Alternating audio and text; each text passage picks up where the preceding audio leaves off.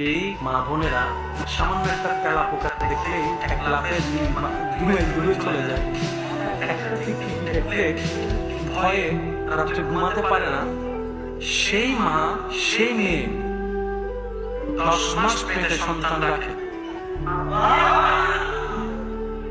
একটু যদি আমি বুঝাতে পারতাম কথা, ভয়ের লেভেল যাদের এতটুকু, সে জানে তেলা পোকা তাকে খেতে পারবে না, তারপর সে তেলা পোকা দেখতে ভয় পায়, ঘিন লাগে।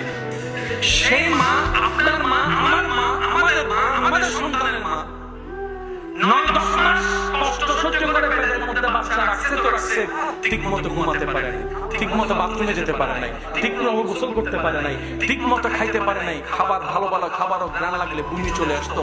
এমন যন্ত্রণাদায়ক কষ্ট প্রত্যেকটা দিন সহ্য করেছে, কখনো বিরক্ত হয় নাই, অ্যাবর্শন করে সন্তান নষ্ট করে নাই।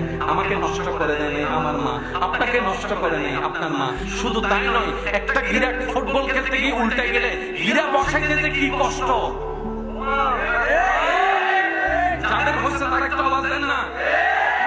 সামান্য একটু উল্টায় যায়, একটু লড়ে যায়, এই গিরা বসাইতে গেলে যে 14 গোষ্ঠী একদম এক জায়গায় চিল্লাই করে ফেলি আপনি আমি, আওয়াজে আওয়াজে গলা ফেটে যায় এই গিরা বসাইতে গিয়ে।